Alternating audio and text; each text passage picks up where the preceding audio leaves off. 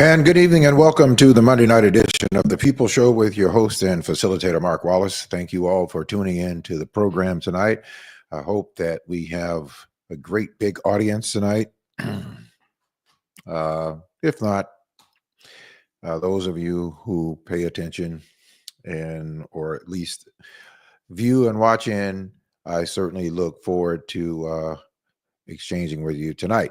You'll also be able to call in at our call-in number at 951-221-8221, 951-221-8221 is our guest and viewer call-in number.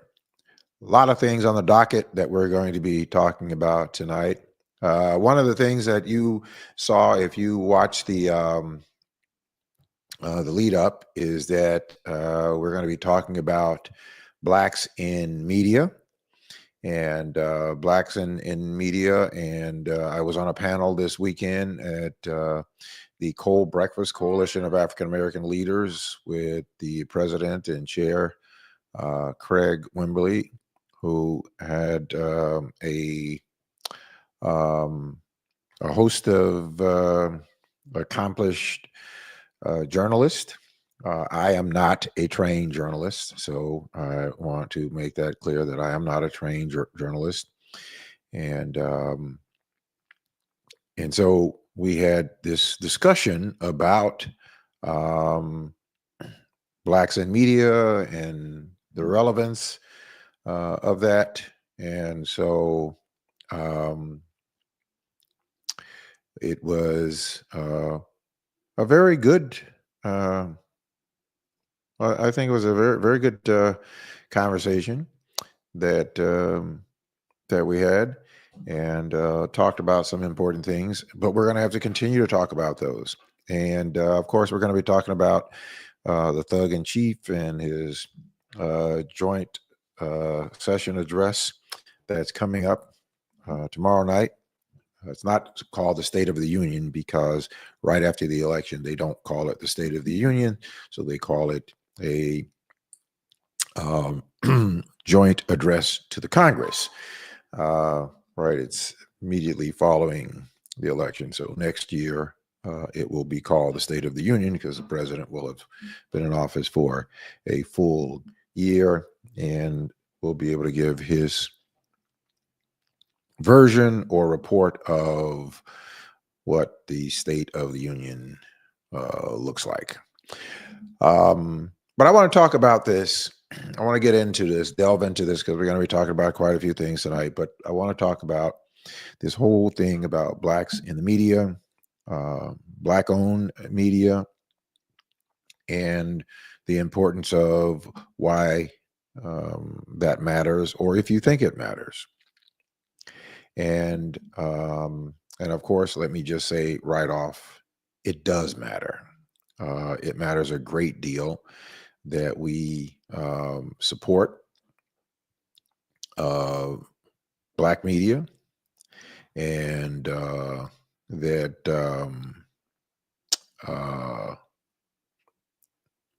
we support people who are in media. Now, one of the problems that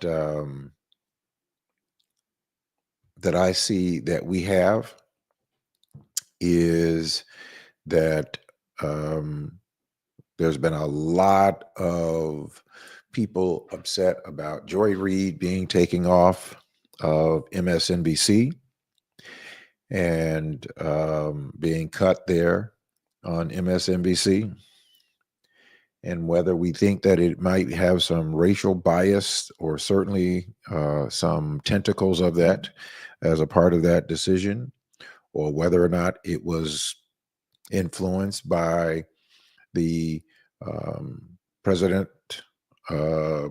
office of the Thug in Chief, if they felt some sort of pressure there. We will never really know that. But the one thing that we do know is ratings are what keeps shows on television, what keeps people on television. It is ratings. That is the bottom line. It is ratings. That if you are in the mainstream media, if you are on one of these cable news channels or network news channels, whether it's CBS, ABC, or NBC, if you are on cable news network like MSNBC, um,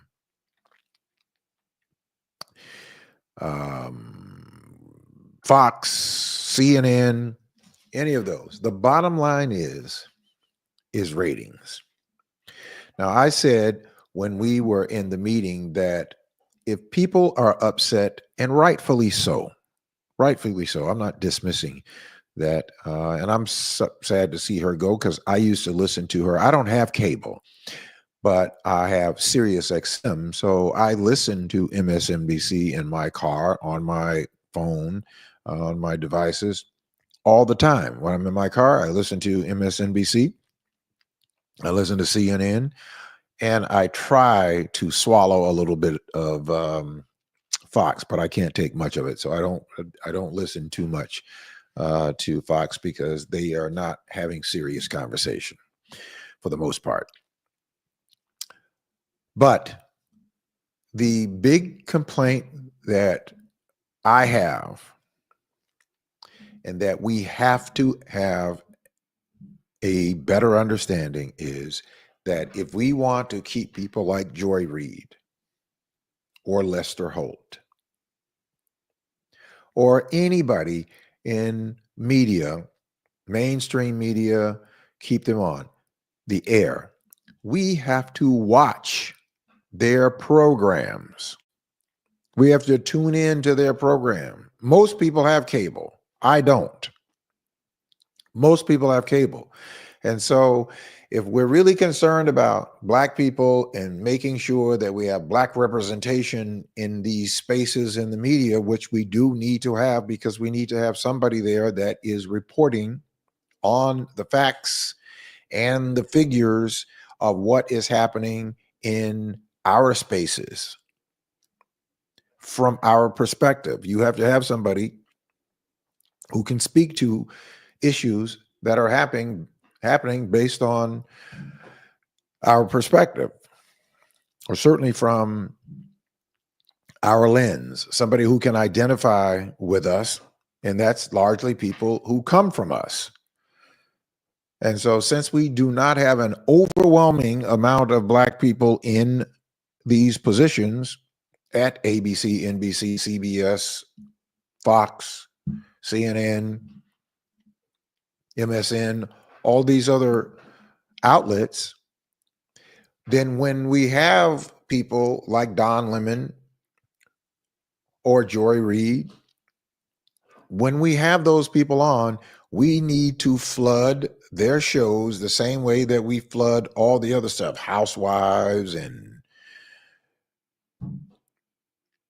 all the other silly stuff that we pay attention to, the soap operas, the Edge of Night, all those shows that you pay attention to, all the garbage and the gossip, all of that we pay attention to. When we have people who are, there's some kind of reflection there. I don't know if I am, maybe I need to, there we go. No? Okay, maybe I need to just turn it off. How about that? I don't know where that light is coming from. Why is there such a reflection? Hold on 1 second. We got something going on here. Okay. Let's see if we can get this straight. Okay. All right. That's better.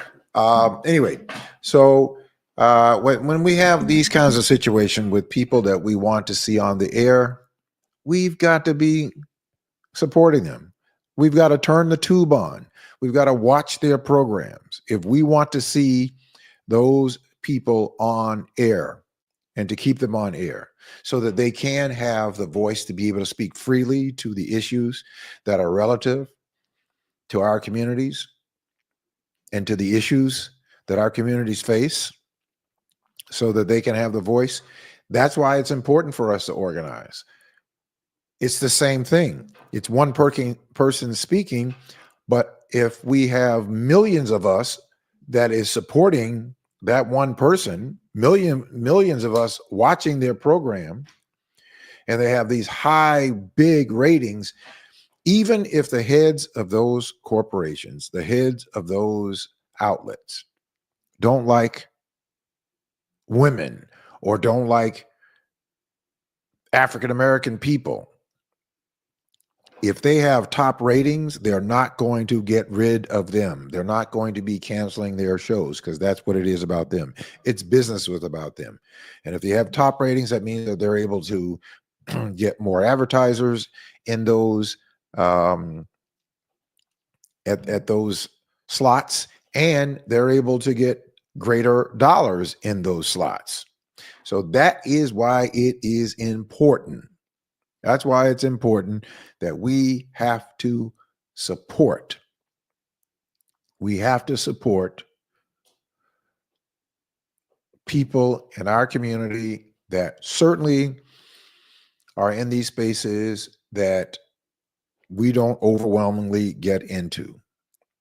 So it's not enough for us to complain on TikTok, Instagram, Facebook about these things. Why? Because it does nothing for Joy Reid or Don Lemon or anybody else that you may support. It does nothing for them for us to complain on Facebook, Instagram, whatever social media outlet. The way that we fight back is that we should have been watching their programs the same way that we watch all of the garbage and gossip that we are so entertained by that benefits nobody. That's what we should have been doing. When Don Lemon was on, should have flooded his show, his time slot. When Joy Reid was on, should have flooded their time slot. But we didn't. And so it gave the producers and the decision makers, it gave them the ammunition to say, okay, we have a legitimate reason why we can cancel this show. And that is because they have low ratings. The ratings are too low.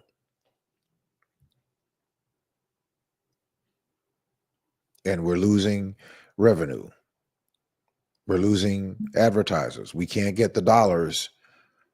So we have to put somebody in that slot that has a larger appeal. It's just that simple. It is just that simple. We have got to understand that we have got to be our own supporters.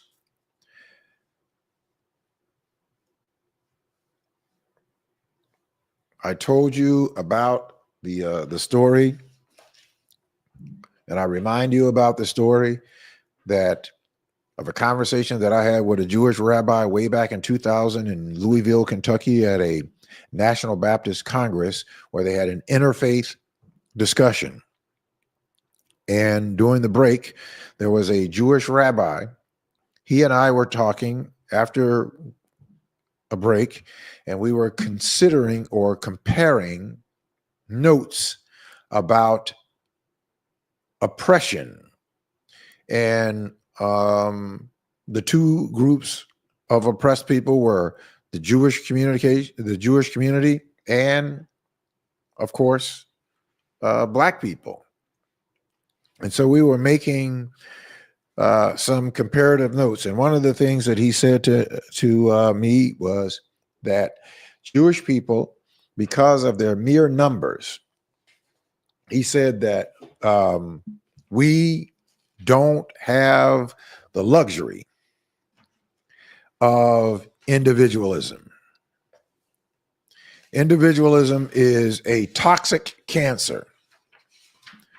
And so we were going through and having this conversation, and the conversation as it went on, he talked about these major differences between black people and Jewish people. So, you're talking about two groups, right, that were an oppressed group of people. And he noted that the major differences in Jewish and African American oppression, one is the fact that Jews, because of their numbers, did not have that luxury of individualism. And he went on to say that in the Jewish community, that both Cohen and Leibowitz have to make it in order for Jews to be successful. Secondly, he said that the African American communities were the only oppressed group that used their oppressor as their model for liberation.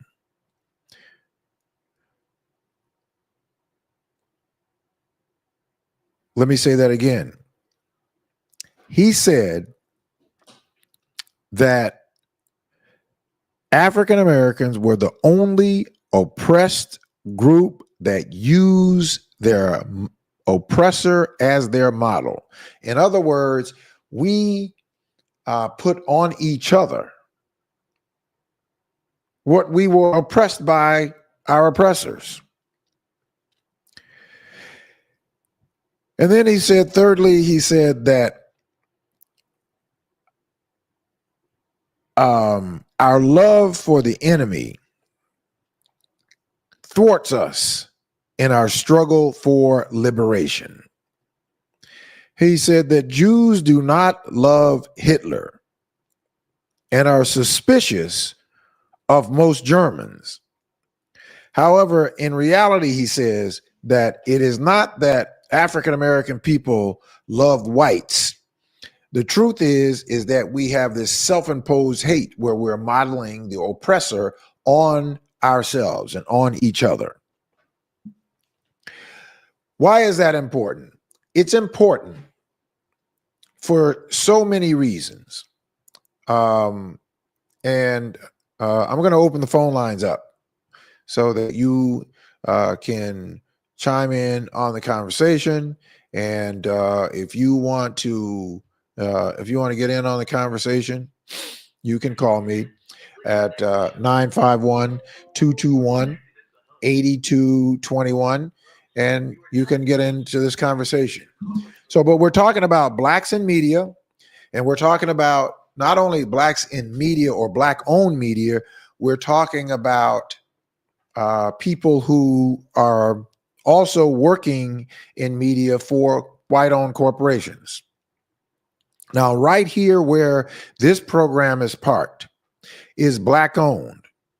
Earl Winfrey owns intellectualradio.com. He's the owner. And we should be supporting all of the programming that Earl Winfrey has on. If you don't watch all of it, maybe, but certainly the way that they're able to and can and have the opportunity to generate more content and generate more revenue is to have as many of us paying attention and watching the programming that comes through intellectualradio.com. So the responsibility again falls on our being connected. It is making sure that we're in proximity, making sure that we have connections with each other. But that's what our responsibility is. And that's how we protect these assets, by making sure that we're buying their publications, that we are supporting them wherever it is that they show up, that we are supporting them, so that they can generate the kind of dollars from advertisers. Because you can't force an advertiser, you can't force a company to use any outlet that cannot demonstrate that they have a viewership, or that they have a readership if it's in print, or that they have, an audience if it's just radio. So, but we have to make sure that people are tuned in. We cannot complain if we're not doing our very part to just tune in, because we are going to be our saviors. We are going to be our savior. No knight is coming. Knight in shining armor is not coming. We are the knight in shining armor, all of us together. And there's enough of us to make it happen. Let me give you a case in point. There is this new soap opera, I forget the name of it, a black soap opera that is coming on television. I don't know if it started yet, but if it hasn't started, it's going to be soon. The reason why there is now a black soap opera, because it took them 40 or 50 years to get it. Because they realized and they understand that black people by 70% watch soap operas. By 70% watch soap operas. So what did they say? Well, if that's the case, we better make ourselves a black soap opera cast. That's what that is, because they know the number of people that watch soap operas. It's the same thing in media. If we wanted for Joy Reid to be on the television and to be able to criticize her boss, like Rachel Maddow went on and literally criticized. Now, make no mistake about it, I believe that there was a conversation between Rachel Maddow and the executive board before she was just going to go out and make those decisions. I believe that is the case. We'll find out. But at the end of the day, we have got to tune in. We've got to tune in to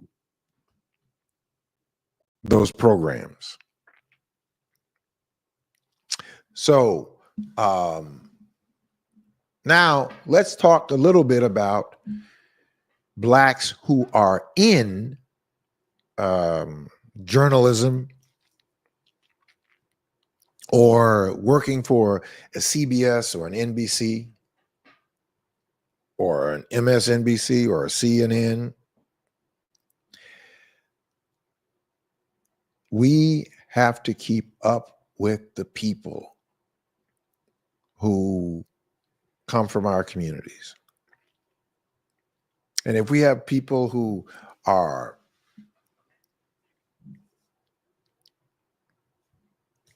investigative reporters, journalists, and they're working at a news outlet, we need to make it intentional that we're going to pay attention to that half hour, that we're going to flood those zones, that we're going to pay attention to that half hour.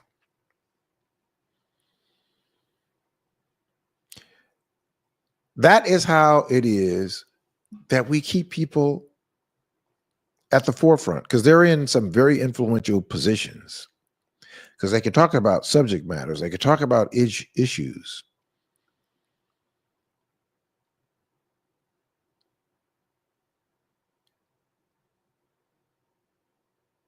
So we've got work to do there. We've got work to do there, which leads me to saying why it is important that we must build, excuse me, we must build our own independent block, our own independent block of Black voters, so that we can organize, we can unify, and we can execute to making sure that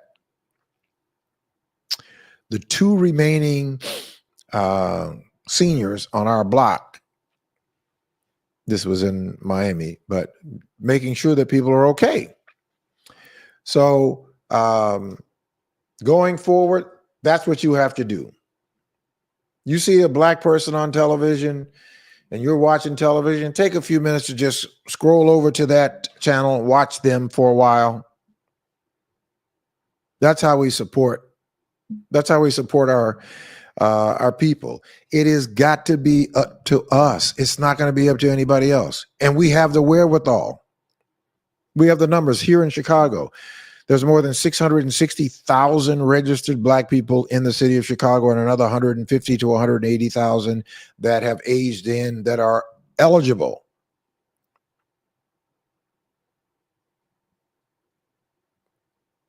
To register and vote. So that said, having the largest ethnic group of registered voters, then that means that if we organize ourselves in a way, we can determine who the actual candidates are, not some party telling us these are the candidates that we get to choose from. No, we can use our own 10 by 10 to win, go out in the community, loading people up, and then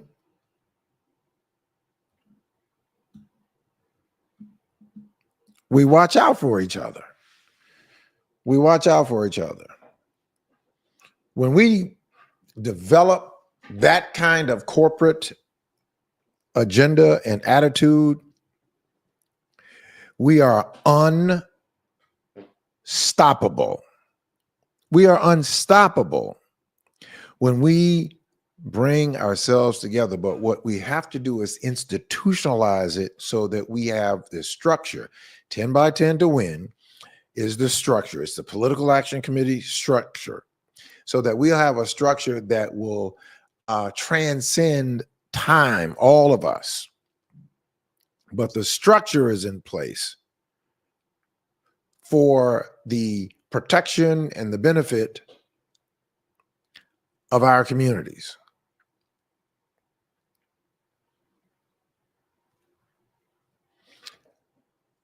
That's where it is that we must be responsible, and we've got to take that hit. But the first thing we got to do is organize ourselves. Well, the first thing we have to do is commit to organize ourselves, and then we have to take action to do that. Now, if you have not become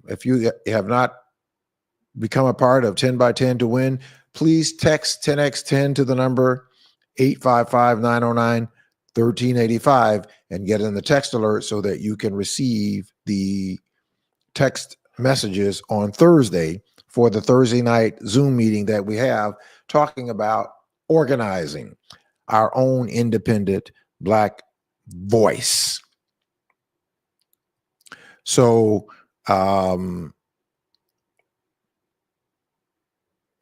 that's primarily what we want to do there. Now, I'm going to be doing a series of this, and so I'm going to have guests on, and there could be journalists or other people who are in the media space to talk about this attack on the media and what the thug in chief and his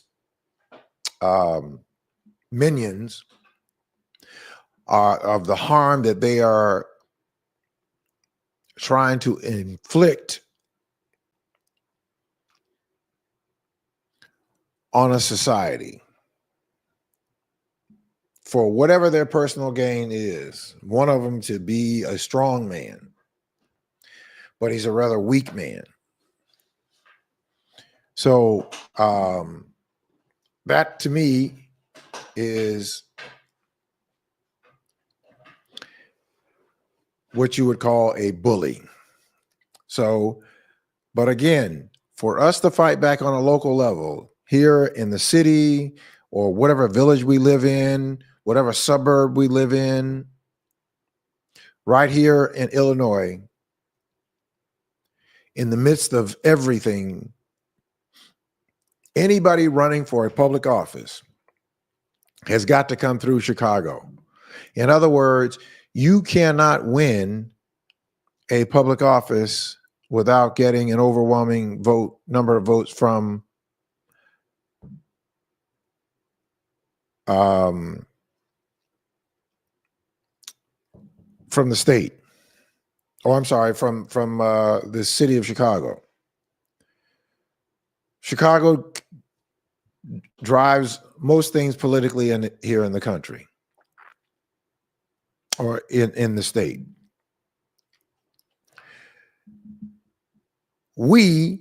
Nobody who is running for a political office, they can't win an election without the black vote.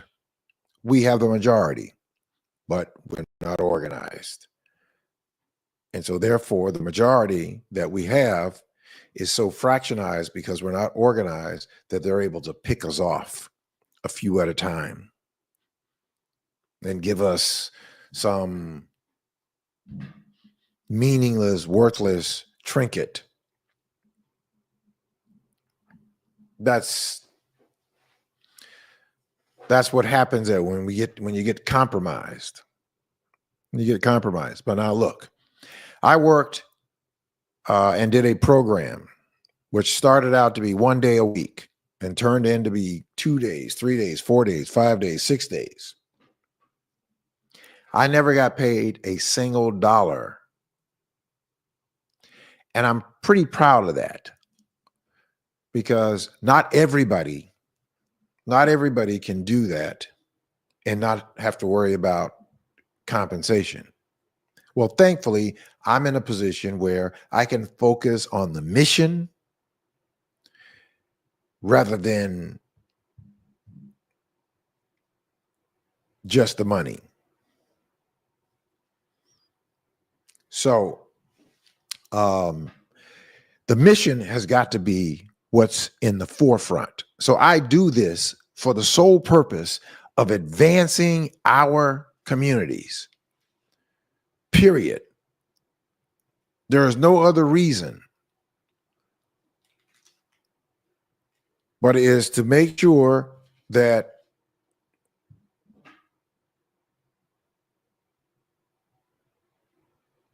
we have the wherewithal to make that happen. It's like crowdfunding. That's precisely what it is. I don't care what it is that we have to fight back or what it is that we have to fight for. If we do it with herd-like mentality, but we have to be organized in order to make that happen.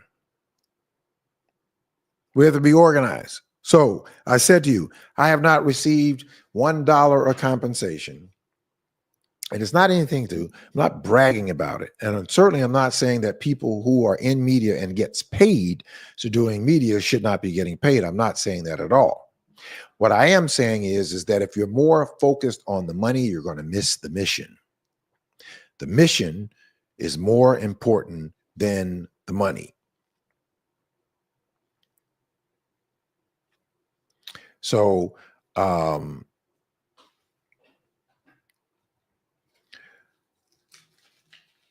that's where we are. So I want you to make sure that you tune in the weeks to come, because we're going to be bringing some guests on, some professional journalists on to talk about this attack on the media with the thug in chief who can't take criticism, who has some false sense of arrogance about himself.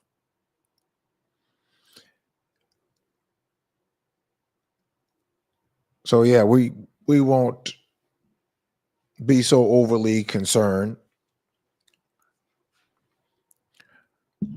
about them.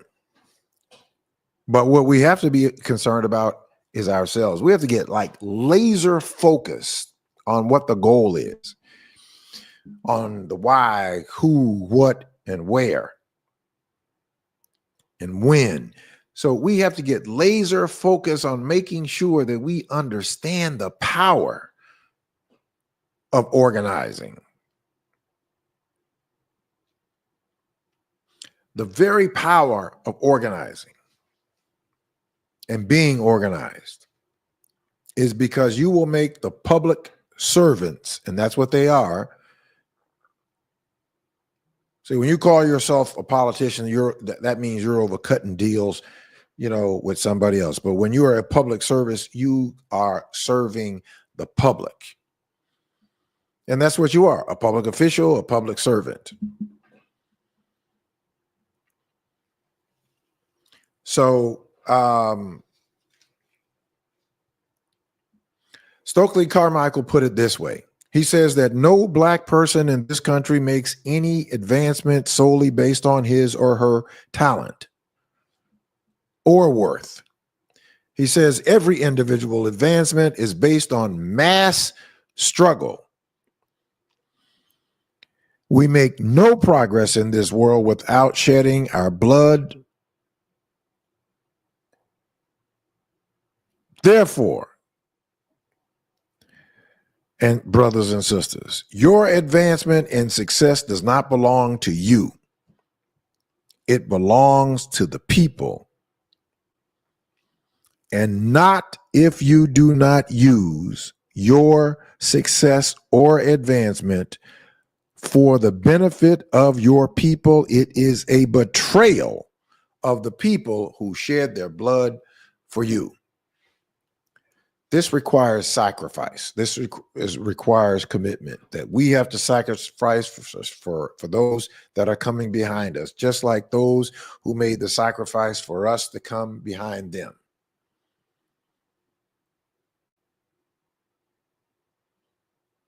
That's where we must be. That's where we need to be. Now, let me talk about this situation in Ukraine, because I know that I know some people want to say, well, this is not our fight. Let me tell you. Yes, it is.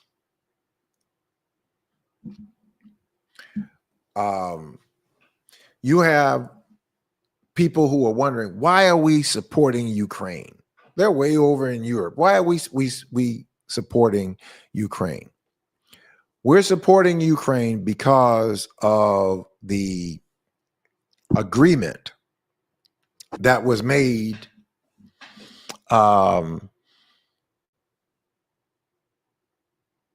between Russia and Ukraine.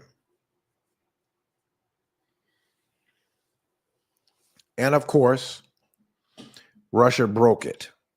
But the deal was that they were going to have to give up their nuclear weapons. So, but you asked the question, why does this matter? And why do we care? Why is it that we are spending so much time defending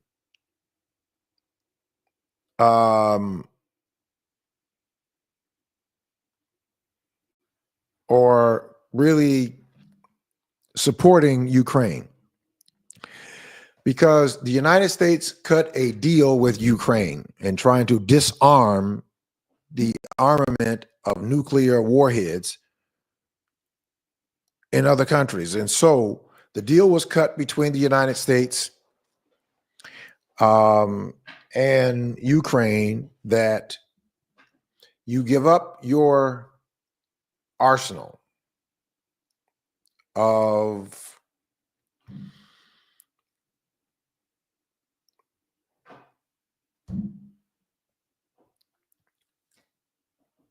your weapons, nuclear weapons. You give those up.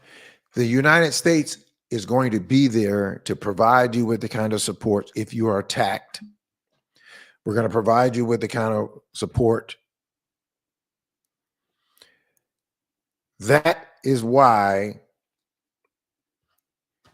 the other is laid out.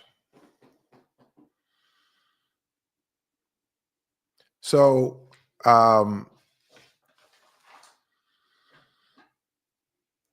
we have to remember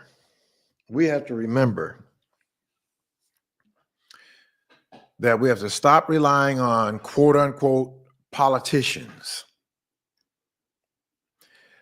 to do our bidding. We have to force, not rely upon, we have to force for politicians to do the business that we demand. But now you can't do it if you're disorganized. You need to have a large voice behind you. So if you're leading us in any one particular area and you go to meet with some legislator or you go to meet with some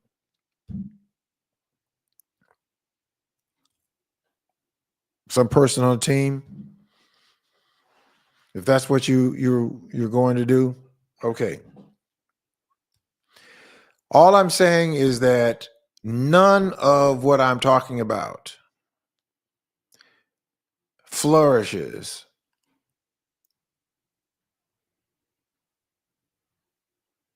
period. That's all it is. So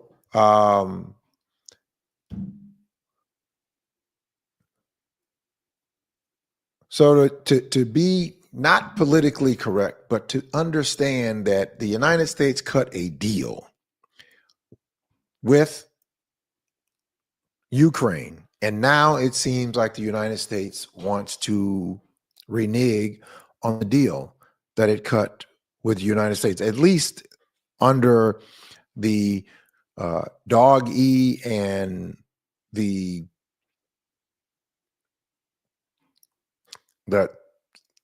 special edition or special order, I should say.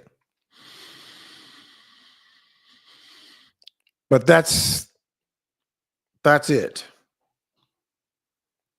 We cut a deal with Ukraine, give up your nukes,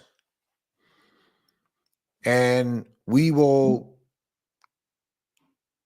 welcome you in when you're ready to become a part of the world alliance.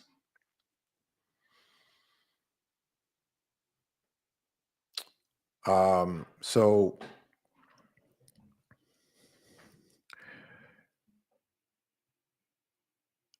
that's where we have to be. Stop celebritizing people who are public servants. Stop celebritizing them.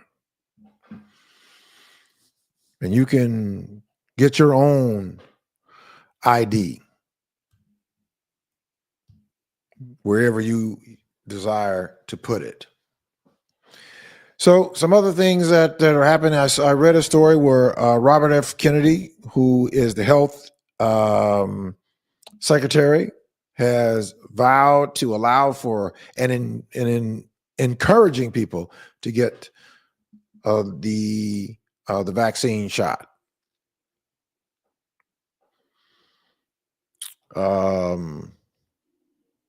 Yeah. So yeah, the judge grants a retrial on both counts in the ComEd 4 case evolving mannequin engineer. So, so there you go. So now we had this discussion. We had this important discussion. The question becomes, what are we going to do about what we already know? We have to dump our egos.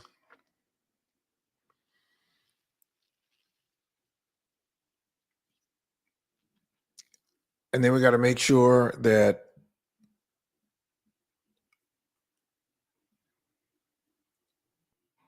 she gets back.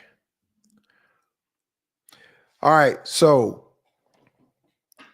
now, I don't know how many of you were upset. 221, let me just tell you, you can call in 951-221-8221, 951-221-8221. Like I said, there were a bunch of people who was upset. There are people who were, I mean, I was sad. I was upset that Joy Reid is not going to be in that space. And then I started thinking about it. I was like, you know, you don't have cable. So you really don't have any standing, right? But I'm just talking to us as a whole, that if we want to protect our positions and protect our equity, that means that we need to make sure that we're supporting the people there, right? They can't say the same things that we can say because of their position, but we can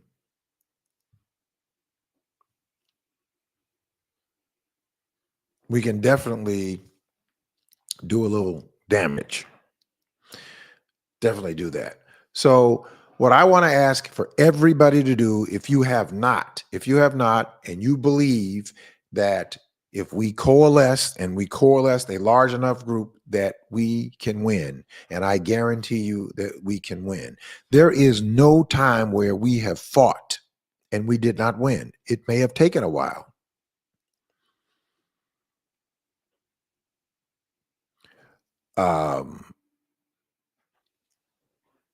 So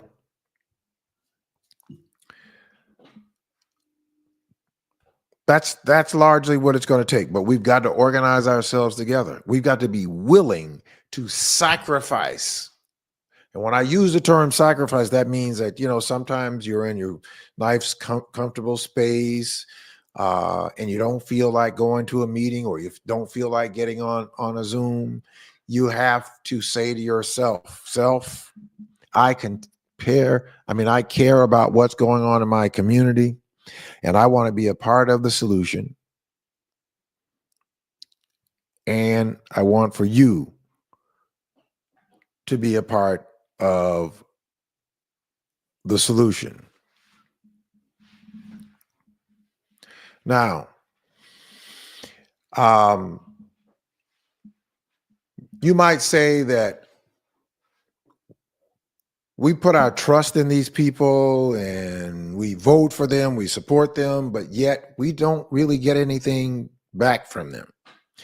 Well, that is because we have not brought ourselves to the power base to where we can determine a seat. We can say that we are going to take the seat of the alderman in the 20th ward, of the alderman in the 18th ward, and the alderman of the 6th ward. We can say that.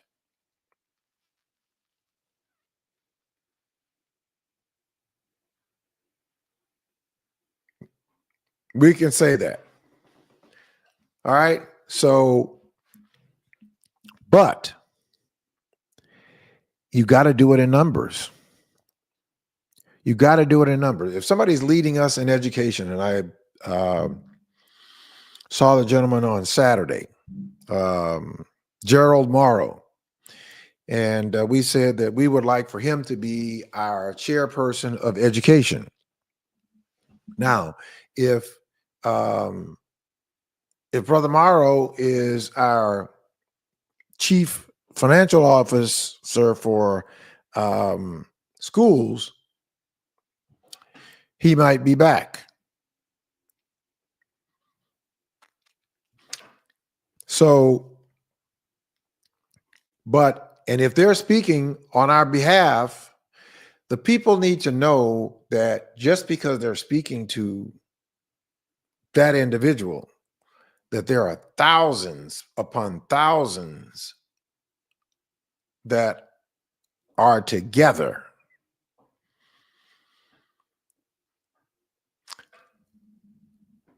But that's really what this thing is all about. That's what it's all about. It is fundamentally about organizing ourselves together. We have to collaborate with each other. We have to be intentional about collaborating with each other. You walk down the street and you see other African American people. I mean, and it's just the two of you, or they may just say hello. And what do I mean by that is because we can identify with our pain with somebody who looks like us without even having to utter a word about what the condition is or what the condition was. All right, now the city has just passed its budget, right? And I was taking a look at the city's budget and then comparing some notes.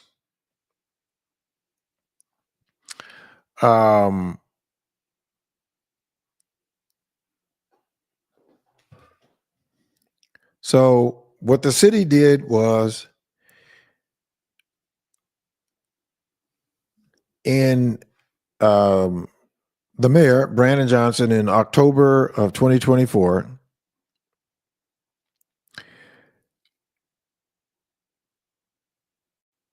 he presented the 2025 budget. And this is some of the things that it says. In total, this budget includes over $400 million in additional revenue, including enhancement to existing revenue streams.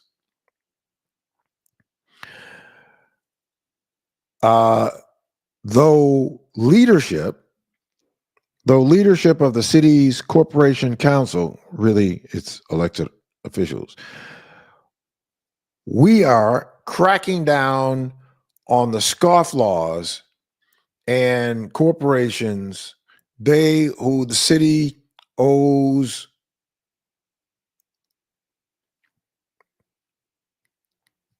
right. So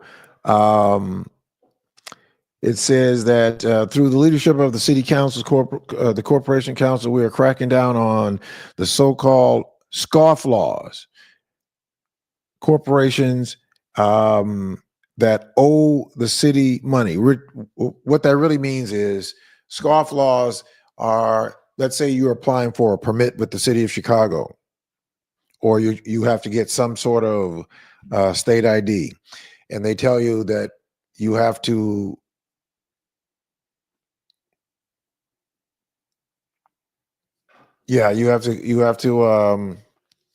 excuse me,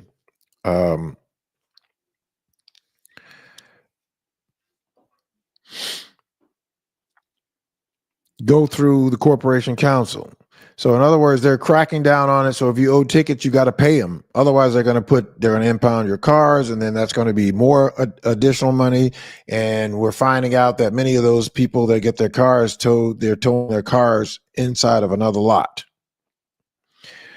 All right. So now the city, which is pursuing another $30 million through the efforts to the department. The budget does not directly reference increasing the number of automated speed cameras, but yeah. So the suspect above quite what is that? I can't quite remember it. But yeah, so that's what the mayor is doing. And I got to call him out. I support the mayor. I support him, but he's wrong on this issue. And it is plain and simple hypocrisy at what he is doing. Every time he just throws the ball up. Now he scored like 10 points, but that's like a non-performance for him because she typically, from what I understand and all that I've read, that she could easily be a 2022 I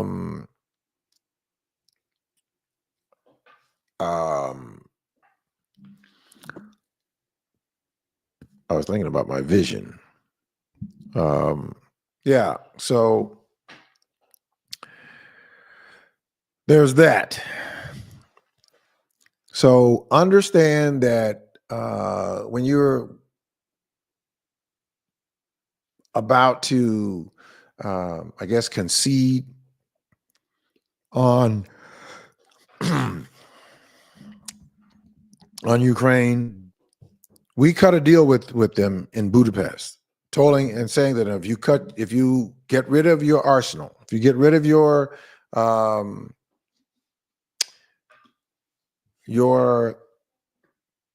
nukes, which was the third largest in the world, you get rid of those, then we'll take it from there.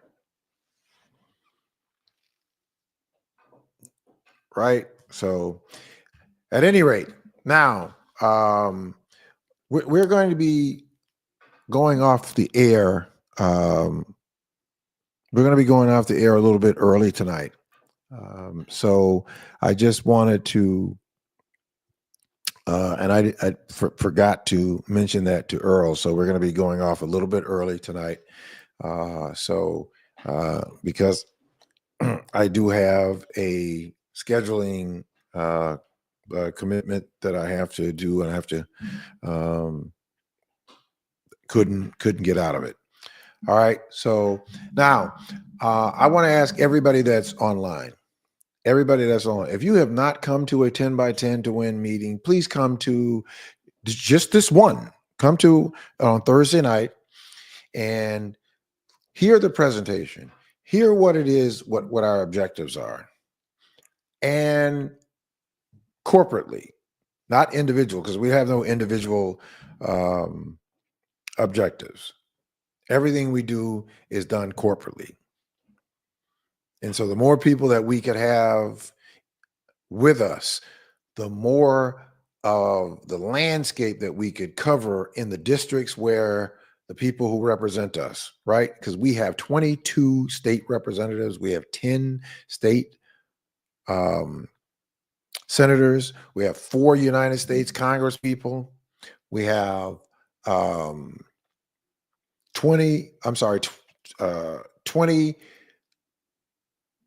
alderpersons in the city of Chicago, a black mayor, a black Cook County Board president, 6 black Cook County commissioners. If you add these up, these are the real legislative positions that we have. And so the fact that we have all these people, again, when you're talking about you have a black mayor, you have a black Cook County Board president, you have 20 black aldermen, you have 6 black Cook County commissioners, you have 22 state representatives, 10 United States Congress, 10 state senators, and you have 4 United States Congress people who are black. We have over 193 people who are elected to public office in the city. We have 17 black mayors in the southern suburbs. So we have a whole host of people that are commissioners and inspectors, that sort of thing, that's in the suburbs. So if we ourselves, those of us who,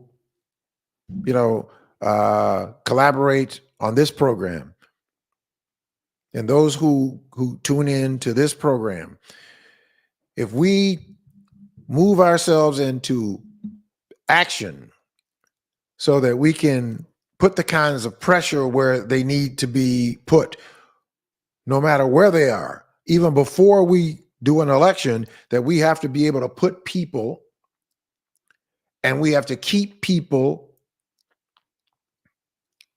held to account, right? If they're not, and if we don't, then they're going to continue to legislate policies that are not necessarily policies that are beneficial to our community at large. All right, so yeah, and the president of the Senate, of the Illinois Senate, is black. I forgot about that. So we have these people in these positions. We have them in these positions. But guess what? The reason why they legislate the way that they're legislating is because of us. When I say because of us, is that we're not strategically organized in a way that we pose any type of serious threat to either one of them. Take this for instance, in say the 24 districts or 22 districts that we're represented. Let's say that we organize and we have 100,000 people in the block,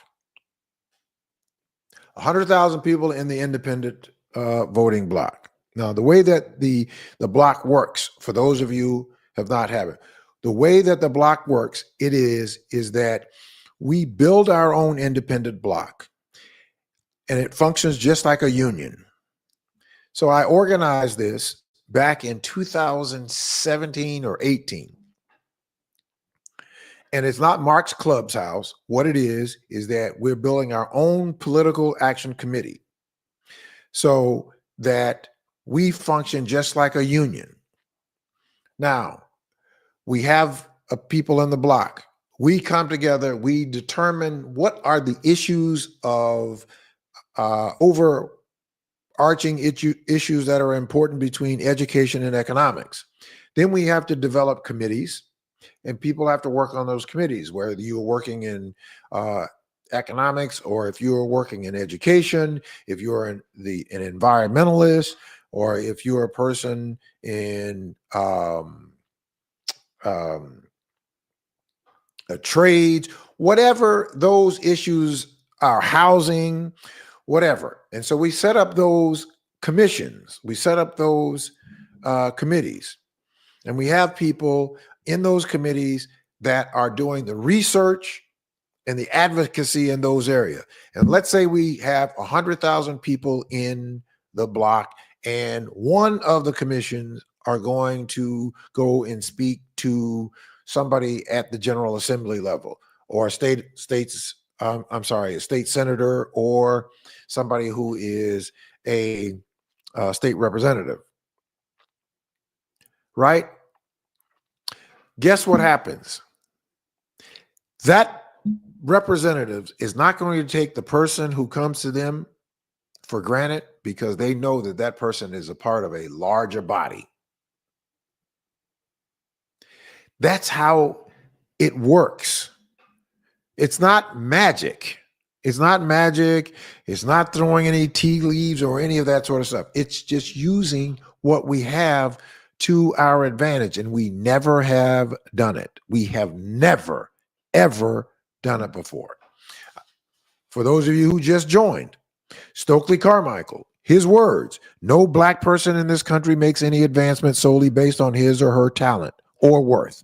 All individual advancement is based on mass struggle. We make no progress in this world without shedding our blood. Therefore, brothers and sisters, your advancement and success does not belong to you.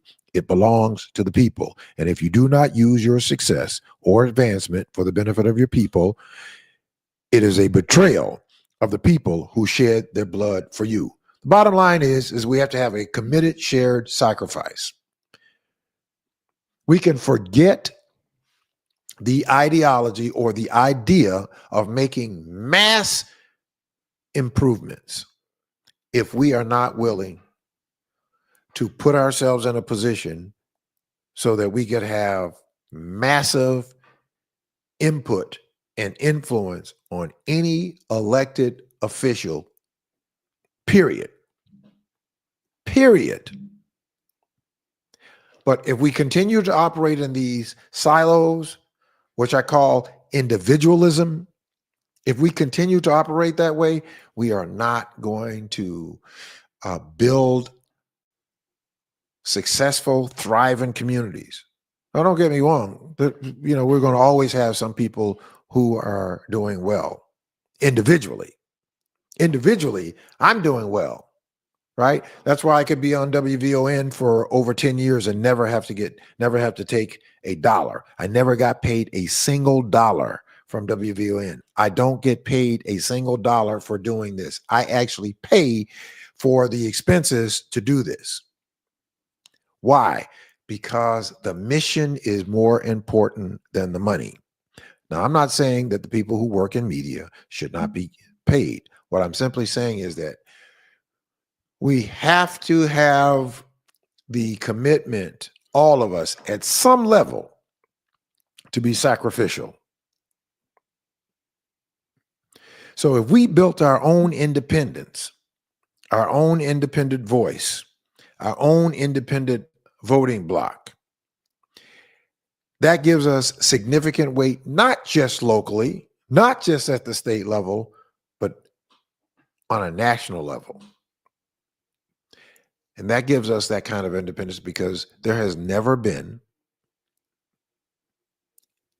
a time in our history where we have ever been institutionally organized.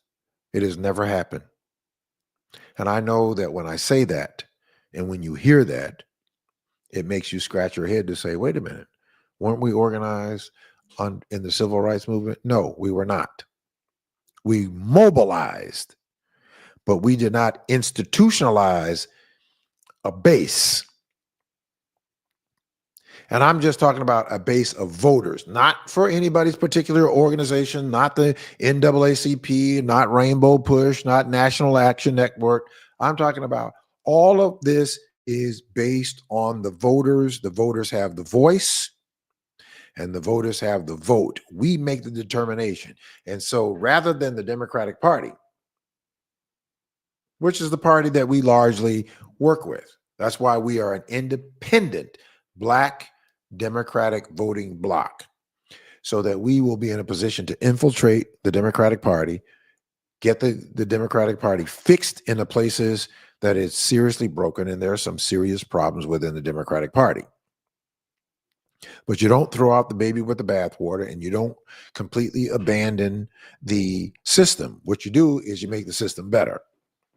We can make the system better if we enjoin ourselves together. We can make this system better. Now, I just wanted to kind of go over that with you, but if you have not, if you're not in the text alert, so I'm putting it into the chat, text 10x10 to the number 855-909. I'll put it up on the screen, 909 1385. Wait a second. Let me make sure I do this right. Okay, there you go. 909 1385. All right. So this will get you into the text alert. And I'll put it up on the screen for a while. So this will get you into the text alert. And as a result of getting into the text alert, then you're going to get which only goes out once, so you're not going to be getting a bunch of different text alerts. We only go out once a week, which is on Thursday, that I send out the Zoom meeting link for us. Now, I would ask each of you who would please get into the text alert, and I'll get a notice that you got into the text alert, and we would love to see you on Thursday night at 6:30 for the Thursday night edition that we do our 10 by 10 to win meeting. So I know that if we do this, there is nothing but greener pastures for our community in every area of importance: economics, education, housing, health, contracts, all of those things which make for a very vibrant, strong community. We will be able to impact. All right, so let's turn to the thug in chief. I will never refer to the orange criminal, convicted criminal, as President of the United States. I will not refer to him that way. This is a thug and thief, period. What he is unleashing, the uncertainty and the confusion to people in this country, what he is doing and what Elon Musk is doing, and the bumbling of them saying that we've had $800 billion in savings when in fact it's not $800 billion, when they said it's $8 million, for which we have no facts.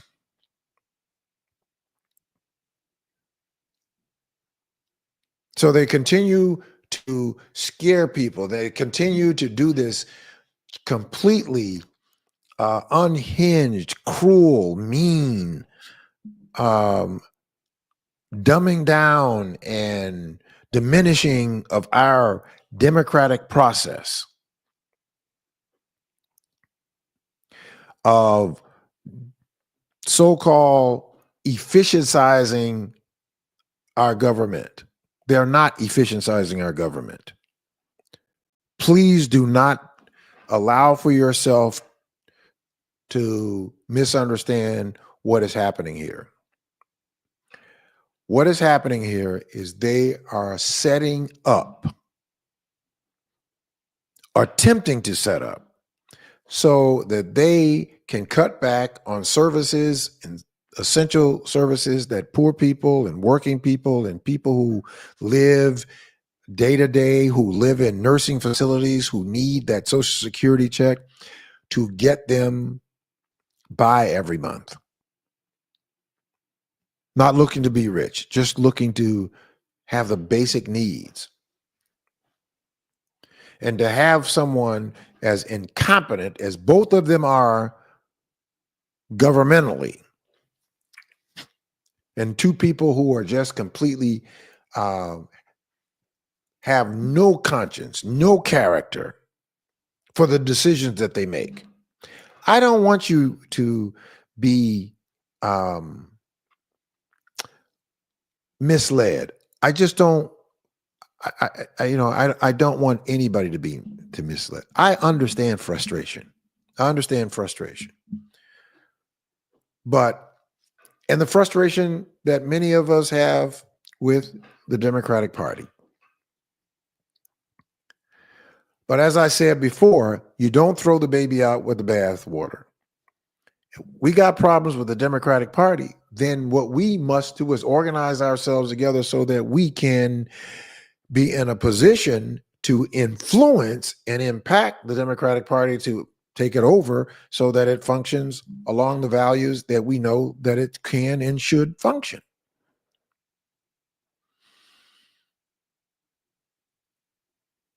That's what we should be doing. And that's exactly what we should do.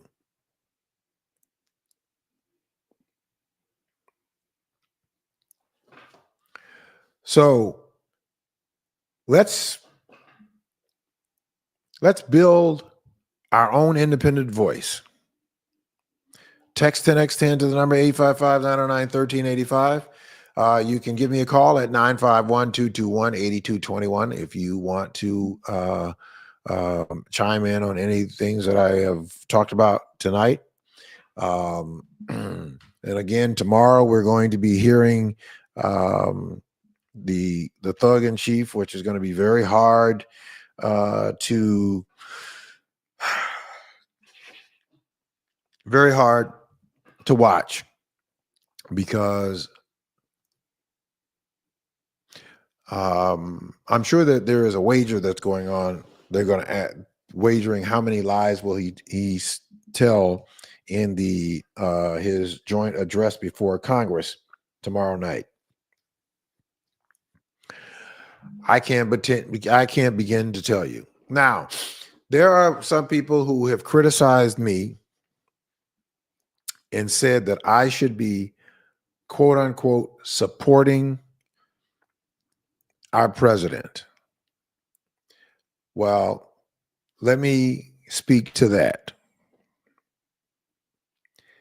There would be no reason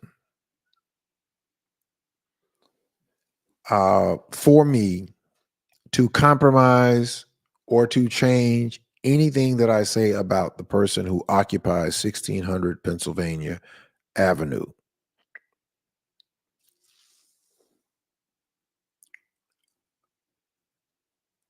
So she's a junior. I'm sorry. If we approach this thing the right way, we can deal with all these issues. Even with the doggy type Elon Musk. You know why we can deal with this? Because the blackout had some impact. I just read some data that shows that Target lost $33 billion already. Now, I know that we had that one-day blackout.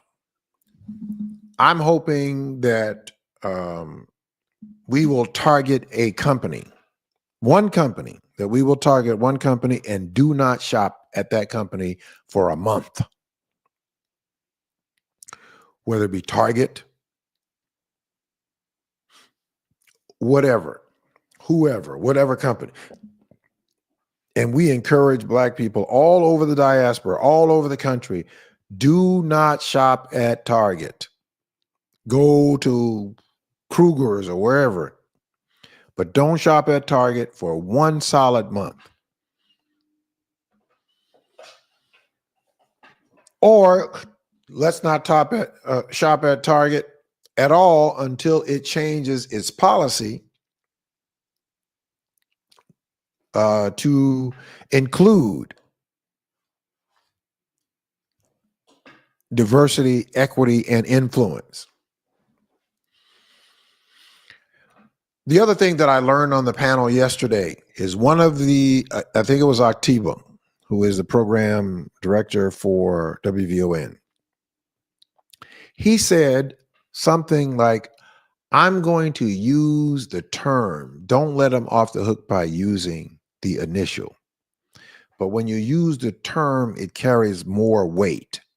And carrying the more weight is that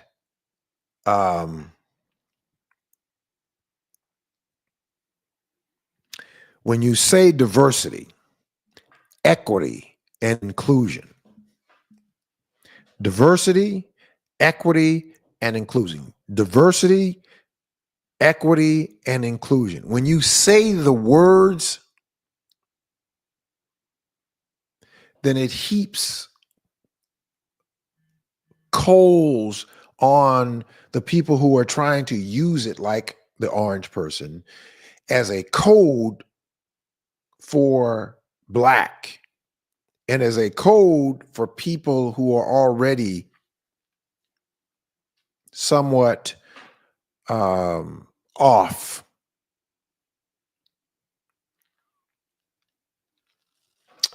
So we've got to get ourselves in this position. I'm not sure how it is that we will reach, but I will go on a crusade. If you want to have a meeting someplace, if you want to organize a meeting, and you want people to understand what 10 by 10 to win is, even before our Thursday night meeting, if you want to organize a meeting and you want for me to come and you want for us to explain what 10 by 10 to win is, why, and what the objectives are, I would be happy to do that. I would be happy to do that. You can contact me at 773-617-2042, or you can email me. I'll give you my phone number and my email address.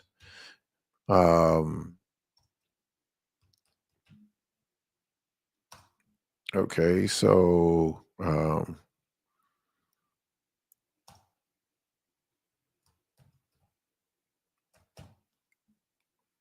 let's see. No, which email? Okay.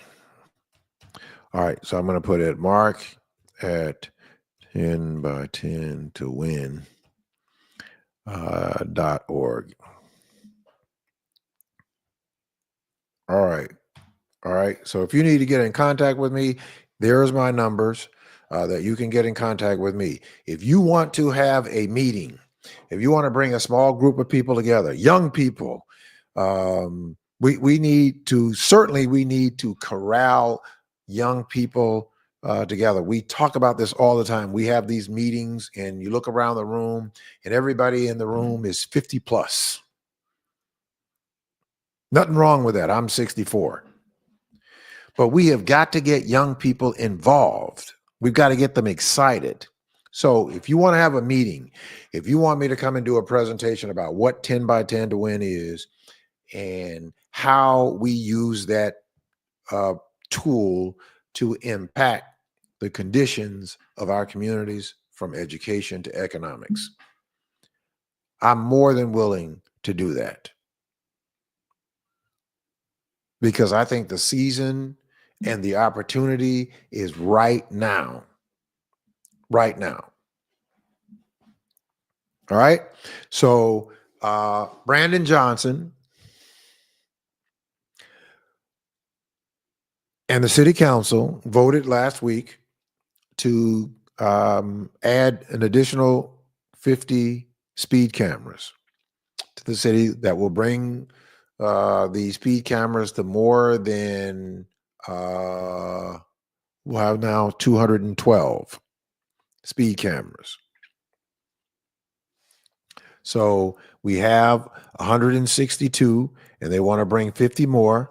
So that will be 212 cameras that we will have. 212 cameras. Now, I have been working, and I have a new IT person who is not so new, but they are our data person for the Citizens to Abolish Red Light Cameras, which is one of the two political action committees that I founded and am the executive director of. So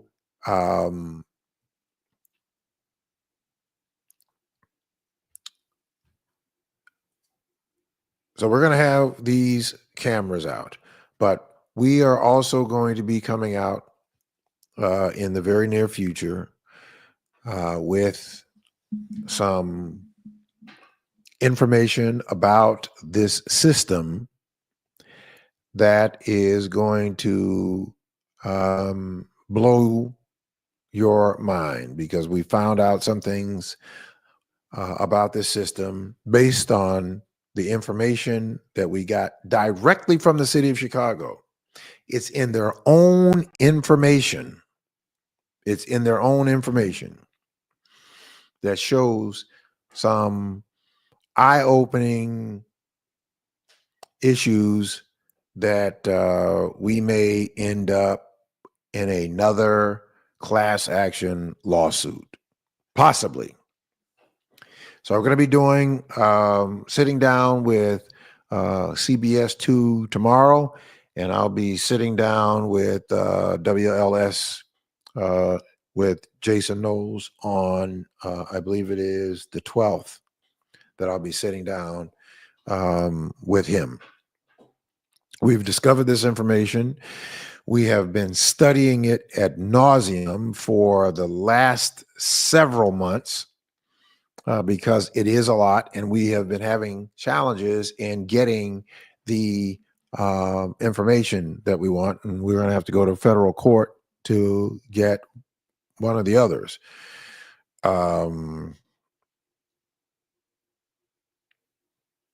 Yeah, so we're going to have to continue to fight back. But now let me just say this. Imagine this if we had 100,000 people, and I'm just talking about 100,000 as a base. We certainly want to grow to be as large as we can get it. And we have the opportunity to do it right here in this region. But I'm going to stick with this base, and then I'm going to come back and give you another example. Let's say that we had 100,000 people, and I called upon an alderperson. I called upon the mayor. You think that the mayor is going to answer our call? Of course he will. Of course he will. Knowing that there is a organized body, institutionalized body of Black men, women, young, middle age, older, that we have finally brought ourselves together, that we've gotten past all of our idiosyncrasies, we've gotten past the egos, but we finally brought ourselves together so that we have the strength and capacity to address every single desire and every need, every level of interest, with credibility that we can do it. Politicians, public servants respond to numbers. I'm going to give you a perfect example.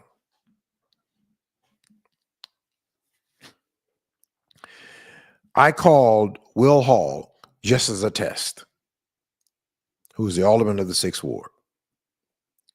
I don't have anything against Will Hall, like the brother, but he is an elected representative he's the alderperson of the 6th Ward. I moved into the 6th Ward. I called him. He never responded. Never responded. Right? But that's typical. If Will Hall knew that we had 100,000 registered members of 10 by 10 to win, and I picked up the phone and I called the same exact number, if they did answer it right away,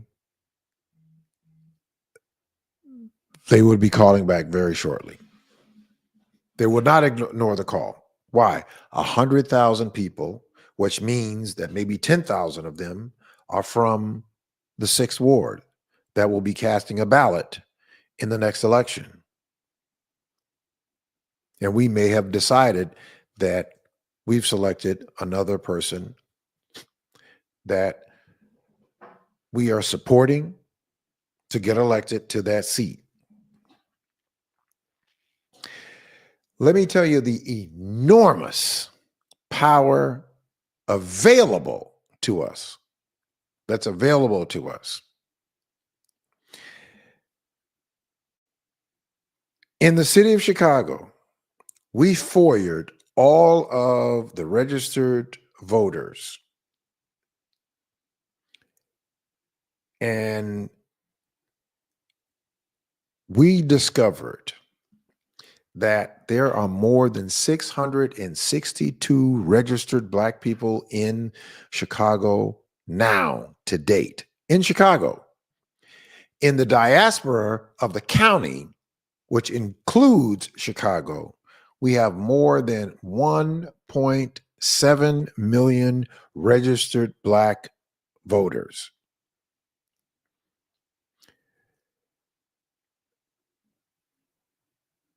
If we had 10,000 people I'm sorry. That's 1.5 million. The United Auto Workers has 400,000 active members in the United States and in Canada. It has 580,000 retirees from the United Auto Workers. The United Auto Workers called this strike. Remember, they called the strike a little while back because the auto companies did not want to live up to their part of the bargain. So they called a soft strike. And then it got a little firmer. But guess what it did? The United Auto Workers, because of the numbers and their ability to influence more numbers, called and said that they wanted to, they called a strike. The United Auto Workers called a strike. The President of the United States of America, in the first time in its 250-year history, did a president go stand on a picket line.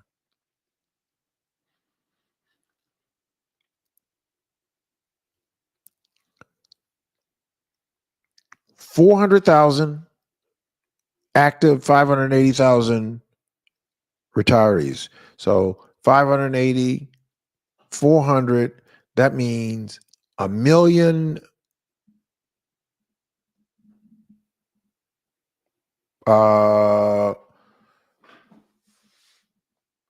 No, I'm sorry. 980,000. 400,000 and 580. That's 980,000 in the entire United States and Canada. Right here in this major metropolitan region where we are, we have the potential of 1.7 million registered voters, not to mention another 200,000 between the suburbs and Chicago that are eligible.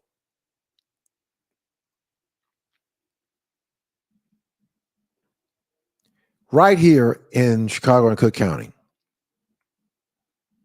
Can you imagine those numbers in a block?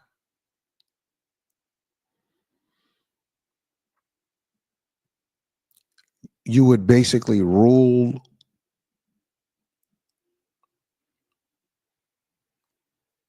the world. It'll have national implications. And of course, we're not even worried about the orange man. The orange man is not going to be here, but it will draw the attention of other representatives.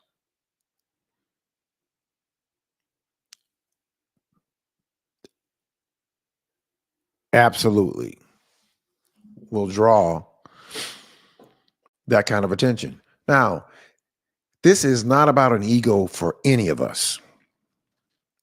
If your ego is not about making your community richer, and when I say richer, with great educational institution for the children, great parks, great housing,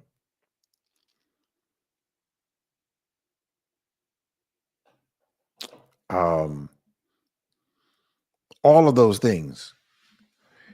And with 100,000 people to start, that means that no one person will be overtaxed. And we will be able to support whatever it is that we need to support, legal, accounting. We need to support campaigns after we've determined who it is that we are going to be supporting. So we'll be assessed $10 a month. That will go directly into the Treasury. I will take no salary. It will go directly into the Treasury so that we will have resources to support our candidates without any problem whatsoever, that our candidates are going to have everything that they need to be successful.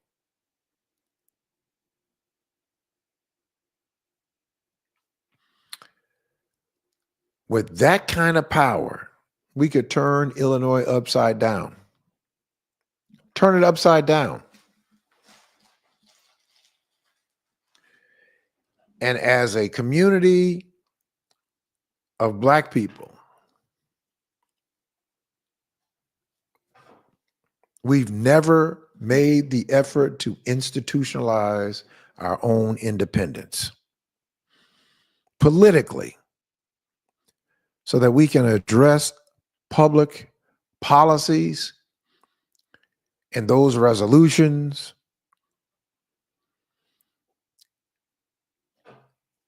that they're trying to get past. We would have that same influence and prove it to ourselves. Just prove it to ourselves. So join us. If you haven't, text 10x10 to the number 855-909-1385 and get in the text alert so that you can join us at the meeting on Tuesday night. And I think that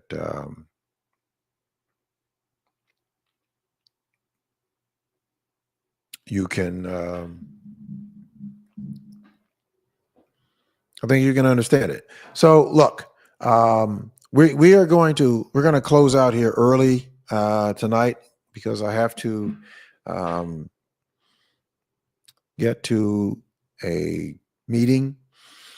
But I want to say to all of you who have chimed in tonight is that we're going to continue to build and organize together.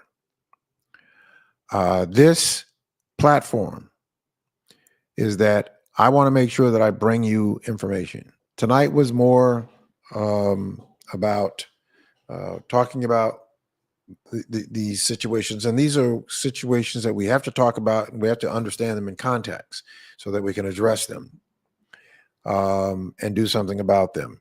I'll let you know more about the red light camera and speed cameras situation. We'll probably be doing a press conference. I will certainly need to have people to show up for that press conference that we do. We don't want to do a press conference and there's nobody there. So that information, once I know what our date is and where we're going to be doing our story, but I'm going to tell you that there is some bombshell information within that message. All right, so that's going to do it for tonight. I had the lines open at 951-221-8221. So hopefully you all got it. You have my telephone number. And then also those of you who, if you would like to organize a meeting in your community where you are amongst a group of people and you'd like for me to come to explain what 10 by 10 to win is, you have my telephone number, you have my email there. The quickest way to get me is to send me a text. That's the quickest way to get me, is to send me a text. If I don't answer, send a text and I will definitely get it and I will certainly respond to you. All right. That's going to do it for tonight's edition of The People Show. Thank you all very much for tuning in. I want to ask you, if you are not registered as a subscriber at Mark Wallace, The People's Show on YouTube, I'd like to ask you to please go there and register. We're simply just trying to get our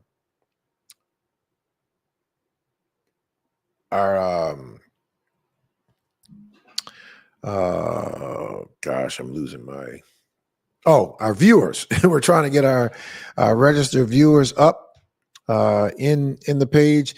And so the idea is, let's make this platform a platform where people can come and get real information. We can engage in dialogue, we can collaborate, and we can be strategic about building a great voice on behalf of our entire community. That is what it's all about. All right. Thank you all so much for tuning in to the program. I'll look forward to seeing you right back here next Monday night from 7 o'clock until 9 o'clock. We will probably have, I'm trying to get one of the, let's see. I'll tell you in a second. Oh, yeah, by the way, those of you who are journalists, there is something at the Chicago Journalist Wellness and Resource Forum. Journalists, we should talk. So, on a forum safeguarding journalism and supporting Chicago area journalists in protecting the integrity of our work. It's March 13, 2025. Oh no, somebody missed that. Yeah. Well, that's the date of the event, March 13th, 2025, which is a Thursday from 6 o'clock until 9. And then also on March the 11th, there is going to be the homegoing services for Commissioner Jerry the Iceman Butler at the Apostolic Faith Church right down there on 38th in Indiana. That's on the 12th.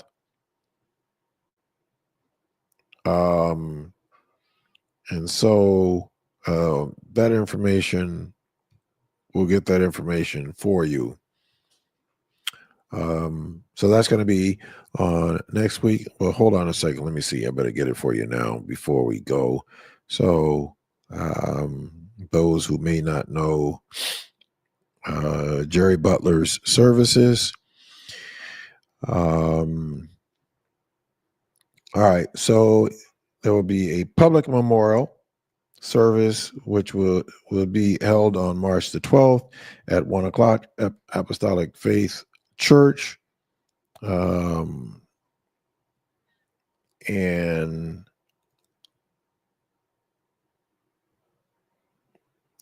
that's going to be, let's see what the timing is of it.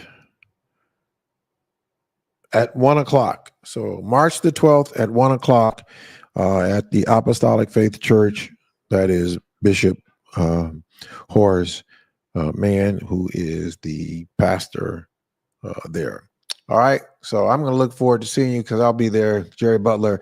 Actually, Jerry Butler, I met him early on when I came to Chicago. I met Jerry Butler early on. And the reason why I met him is because at the time, this was 40 years ago, at the time, when I was starting my business, there was this shared office space down at 233, I think it was 233 North Michigan, that I had I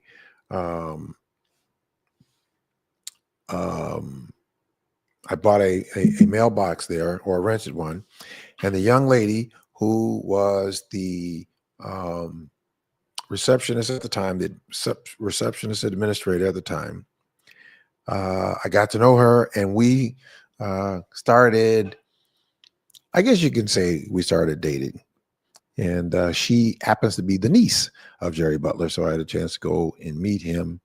Was a very nice man. So we're going to look forward to celebrating him on March the 12th at the Apostolic Faith Church right there on 38th and Indiana.